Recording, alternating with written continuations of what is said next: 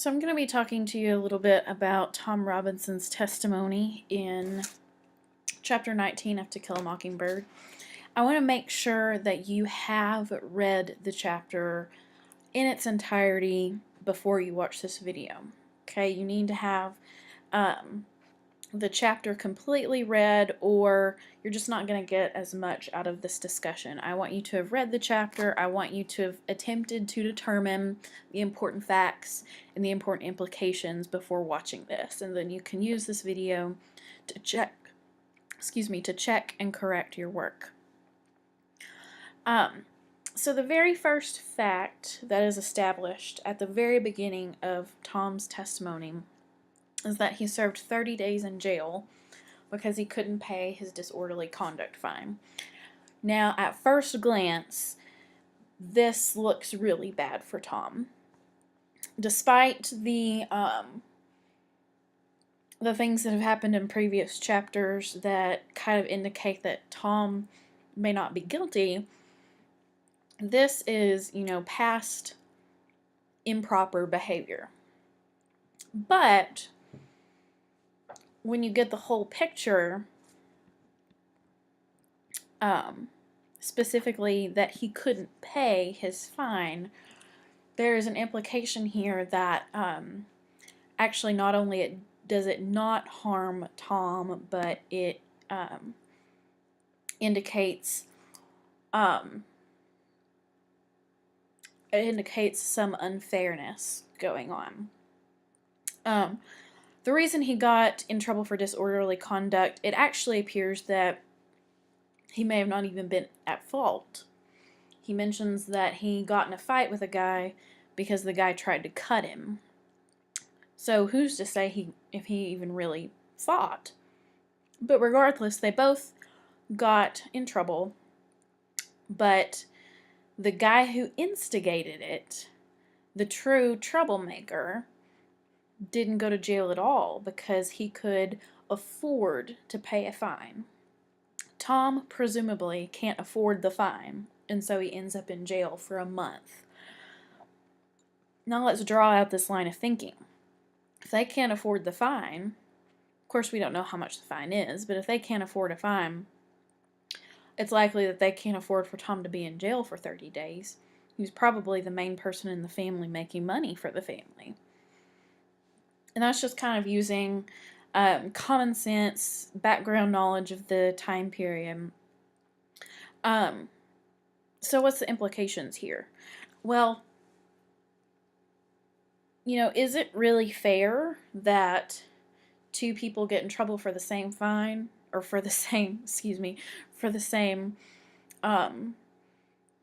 get in trouble for the same thing, and one has a seemingly much worse punishment? Okay? The implication here is that the justice system is flawed. Okay? If you have the right amount of money, you can sometimes buy your way out of a punishment. And I think kind of the question that should lead you to is, are there other ways that the justice system could be flawed? And how is that going to play out for Tom? So your first fact is Tom serving 30 days in jail for his disorderly conduct. And I'm realizing now that where I had these things placed on the screen was probably not the best, so I apologize for that. Let's see if we can zoom a bit. Make it bigger for you to take notes. Okay. Now, the next couple of facts, we won't go back and forth between fact and implication, because there's several facts that we're going to establish that kind of lead to the same implication. We find out in this chapter that Mayella and Bob's explanation of events is not anywhere close to the same as what Tom describes. Okay, so we kind of need to work through how he explains what happens and then determine what all of those things together means. Okay, your second fact is that Tom helped Mayella several times. The first time, which was the Schifferobe incident, or a Schifferobe incident, was actually over a year ago, not November 21st, like Mayella and Bob Ewell claim. Okay, Mayella claimed, although she at one point said, "I don't recollect," she claimed that the busting up of the Schifferobe on November 21st was the only time Tom had been within the fence. And Tom testifies that that is not true. The next thing that we find out from Tom is that on November 21st, when he did come within the fence, for a different reason, all of the kids were gone. So all of that yelling that supposedly Mayella had done, there wouldn't be kids around here because she had saved 7 nickels so she could send all of the kids to town for ice cream. Okay. We find out from Tom that it was Mayella who instigated inappropriate conduct. And we find out that Mayella's father sexually abuses her. Okay, now these were all pretty straightforward. And I think this one is so shocking that you would definitely notice it, but it is almost a passing comment within the testimony, and I do want to make sure you know where that's coming from. Of course, I can't give you a page number because we all have different page numbers, but this is stated when Tom is testifying that Mayella kisses him. She says, he's saying that she says she never kissed a grown man before and she might as well kiss him. She says what her papa do to her don't count. Okay, so he doesn't really say this explicitly, straightforward. He's not making an accusation against Mr. Ewell, but he's stating what Mayella said to him, and Mayella's words were evidently, "I've never kissed a grown man, might as well kiss you, because what my father does to me doesn't count," which would indicate that he sexually abuses her. Okay, so these 4 facts, Tom helped Mayella several times. And remember, she's asking him, okay? He's doing it out of the goodness of his heart, but every single time he comes in, but especially, I mean, his status as a black man in this society, he would never come in without an invitation, and that's what he states in the testimony. So you have that Mayella asks him several times to come into their fence to help with something. The fact that Mayella made sure that there was no one around to interrupt or overhear. The fact that Mayella instigated this contact, and the fact that she has been abused by her father. What do these things indicate? Okay, think about that. What could be the implications here?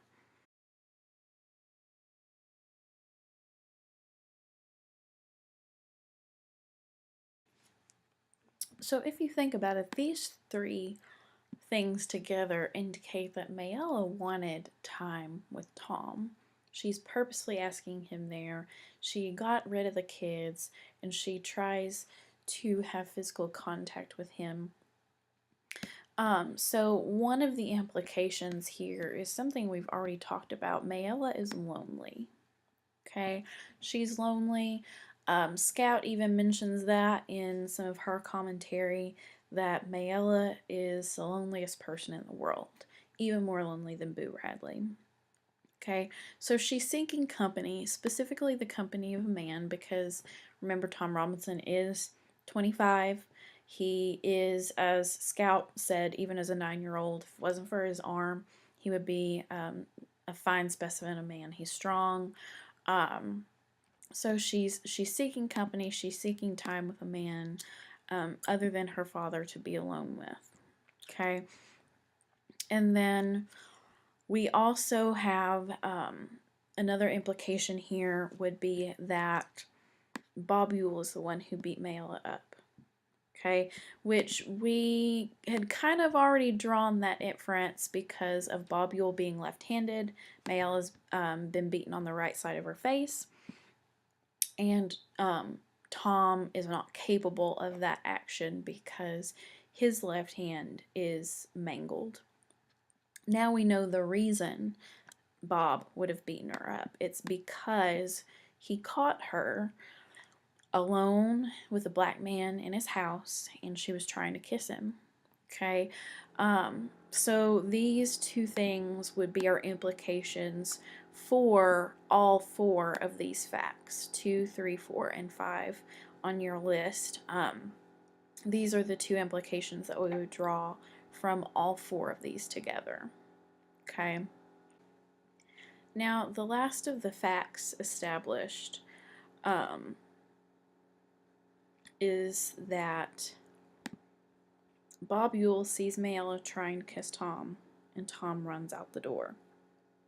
Now, we also hear what Bob Ewell has to say when he sees Mayella, and as Tom Robinson said himself, it's not fit to repeat. But the key there is that Bob was talking to Mayella, not Tom. Okay, Tom testified that Bob was looking at Mayella, talking to Mayella, and so he just hightailed it out of there. And that too would imply that it was Bob that beat Mayella up. Okay, but this fact in its entirety, the including that Tom runs out the door, the implication of this is actually pretty explicitly stated in the chapter. Scout talks about it at one point pretty early. She says, "I did not understand the subtlety of Tom's predicament. He would not have dared strike a white woman under any circumstances and expect to live long, so he took the first opportunity to run, a sure sign of guilt." Okay, and then we can also see the implications of this fact when Mr. Gilmer starts his line of questioning, and he just won't let it go that Tom ran. He said, "Why did you run? If you're running, you're obviously guilty. You've got something to hide. Why were you scared? You're strong." All of these things like that. So the implication here is that Tom is in a no-win situation. He's been put in a situation unfairly by Mayella that there's just no way in this society that he can get out of. Because if he doesn't run, Bob will kill him. I mean, yes, at that particular moment, Bob is angry with Mayella. But if Tom tried to stay and explain what happened, it's incredibly unlikely that Bob, especially what we know now about Bob's character, wouldn't believe him. And just in this society, we've already seen a lynch mob happen. A black man in this situation would be killed. But on the flip side of this, and this is what actually happens, by running, he looks guilty and would end up in court. And he knew that. He says that in his testimony, that he ran because he was scared of what would happen, but that he also knew that he would probably end up in court just like he is right now. Okay, so that is the implication of this fact in Tom's testimony. So that is actually the end of the courtroom testimony that we'll read in the novel. Now, we're not completely done with the trial yet, obviously. There will be closing remarks and the verdict, but we need to just address at the moment the testimony. So you may or may not have noticed that the last few pages in your packet, after you have your charts of testimony, facts, and implications, there is actually some pre-writing for a writing assignment, okay? And I actually want you to get started on this today, finish it Thursday, and have it for me on Friday. Now, I know that sounds like a lot, but when you read the instructions, you're going to see that this is only a 1 to 2 paragraph response, okay? So it's not a paper, it's not an essay, it's not a huge deal, okay? Now, this handout, it says chapter 16 through 19, and we just finished 19. The instructions actually say as we read chapters 16 through 20. We're going to go ahead and ignore that and just do this based on chapters 16 through 19. It says, as you read, pay attention to each witness's details, okay? Obviously, that's what we've been doing by discussing them in depth and writing down all of these facts. So what you're going to do, what the actual prompt is, in a 1 to 2 paragraph argumentative response, write what you think the jury's verdict should be. Okay, support your argument with textual evidence and reasoning, give your paragraph a title. Okay, now when it says argumentative response, we haven't really talked about that in this class, but arguments are a type of writing.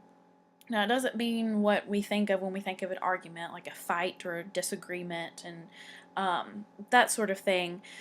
It's persuasion. It's trying to get someone to be on your side, to think what you think. Okay, so you're going to make a decision. What do you think the jury's verdict should be? And you're going to argue that, that view with textual evidence and reasoning. Okay, so this first page, you'll notice that there, on the left-hand side, it tells what the paragraph should contain. And then on the right-hand side, there's a place for you to write that. Okay, with the exception of right here where you will need to include before your quote some background information, some context, and there's not really room for that on this page. Okay, now before I go over these paragraph elements, I do want you to notice that there are 2 pages that are essentially the same. Directions are the same, paragraph elements are the same. The difference is that this just kind of gives you the element with no extra help or guidance. The second page actually gives you some sentence starters. So a topic sentence, the novel To Kill a Mockingbird by Harper Lee is about blah, blah, blah, blah, blah. Okay, you don't have that sentence starter on the first page. Okay, you're only going to fill out one of these. If you like the sentence starters, if you think that they really help you structure your paragraph, then use this page. If you want to start your first line of reasoning with a different phrase than what's written here, then maybe you should use this page. Okay, you're only going to need to fill out one. Now, I do advise you reading this page with the sentence starters. This page with the sentence starters, just so you kind of have an idea, an example of what the structure will look like, but you're only going to fill out one of the 2 pages. Okay, so what should your paragraph have? A topic sentence. What is the paragraph about? Then you're going to state your claim, which is directly what you think the jury's verdict should be. So if you're looking at the example page, your first sentence is going to be just a little bit about the novel. The novel To Kill a Mockingbird by Harper Lee is about Scout and Jim and growing up and Tom Robinson and blah, blah, blah, whatever you want to say as your summary. But it kind of needs to be guided towards this idea of the case and the trial, so that your next sentence won't come just out of nowhere. Okay, your claim is going to be whether the jury should find Tom Robinson guilty or not guilty. Okay, and I mean, I feel like at this point we all have the same answer probably, but just like in a court case where you've got to provide evidence and reasoning, that's what you're going to have to provide here. The reason why Tom Robinson should be found, whatever, and provide a quote to back that up. Okay, and then you'll give another reason. Well, you're going to provide a quote, and then you're going to explain how the quote is relevant, how it supports the claim. And then again, reasoning, quote, explanation, concluding statement. Okay? Really, your charts will help you. They don't have specific quotes, but it has a lot of implications that you can use to help explain your explain how things support your claim. Okay, now you will notice that the last page of your packet is a organizer for important trial quotes. Okay, and it says write down any quotes that you feel will either prove his innocence or guilt. Look for contradictory evidence and testimony that changes during the cross-examination process, and the narrator's observation of the trial. Okay, so those are all things we've already been looking at. Now, there's a place for 4 quotes. If you follow this structure exactly as provided for you on this organizer, you only need 2 quotes, okay? I want you to go ahead and find the 4, okay? So when you turn in this packet, I do want there to actually be 4 quotes filled out. So you have character names, so let's say it's Mayella. Say you've got one for Bob Ewell. You'll put their name there, you'll put the quote here. Now these quotes you don't have to explain, but in the paragraph, whichever ones you do use, you know, you'll give the quote as part of this other sentence, and that's important. Make sure that your quotes are incorporated into your writing. For example, when Mayella Ewell is giving her testimony, she says blah, blah, blah, blah, blah. Okay? And then you're going to explain the significance of that quote, how it proves whether Tom Robinson is guilty or not guilty. Okay? So like I said, you've got 3 pages to go along with this writing assignment. You will only do one of these 2, and then you do need all 4 quotes, even though you may not use all 4 quotes. Okay? Now, these pages are meant to be kind of like a, not really pre-writing, maybe like a first draft. Okay? So, even after you write it all out, you'll need to look at it again, make changes, additions, revise, edit, whatever. And you will ultimately type your answer in MLA format, print it, and turn it in. Okay, I'm actually, like, I think it, I don't remember if I said it now. I want you to work on it some today, and I know that this video has been kind of long, going over Tom's testimony. So work on it some today, work on it tomorrow, your Thursday work. This is all you're going to have. So that way on Friday, you can be done. Bring in your packet, your typed up version, and then we can move on to chapter 20, where we actually, 20 is where we hear the closing statements. 21 is where we'll find out what the jury decided. Okay, but before we find out for sure what the jury decides, what do you decide? What should the jury's verdict be?